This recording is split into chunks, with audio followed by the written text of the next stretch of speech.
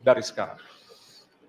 Saya rasa lebih dari sekedar partai politik. Rakyat tidak percaya kepada proses demokrasi yang sekarang terjadi.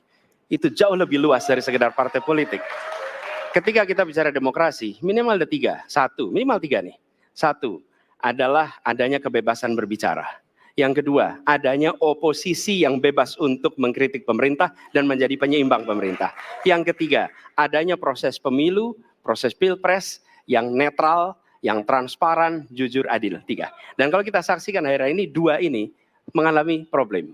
Kita menyaksikan bagaimana kebebasan berbicara menurun, termasuk mengkritik partai politik.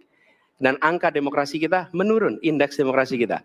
Bahkan pasal-pasal yang memberikan kewenangan untuk digunakan secara karet kepada pengkritik, misalnya Undang-Undang ITE atau pasal 14, 15 Undang-Undang Nomor 1 tahun 1946.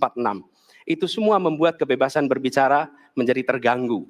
Yang kedua, oposisi. Kita saksikan minim sekali adanya oposisi selama ini. Dan sekarang ujiannya adalah besok.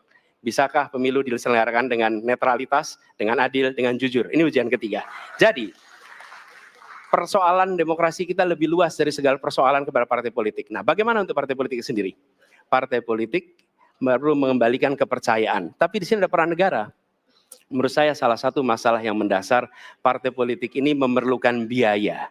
Dan biaya politik selama ini tidak pernah diperhatikan di dalam proses politik. Untuk kampanye, untuk operasional partai, semua ada biayanya. Sudah saatnya pembiayaan politik itu dihitung dengan benar. Ada transparansi, sehingga rakyat pun melihat ini institusi yang bisa dipertanggungjawabkan. Jadi salah satu reformnya adalah reform pembiayaan politik oleh partai politik. Terima kasih. Baik. Waktu sudah habis, terima kasih. Kini kami persilakan calon presiden nomor urut 2 untuk menanggapi jawaban calon presiden nomor urut 1. Waktunya 1 menit dimulai dari sekarang.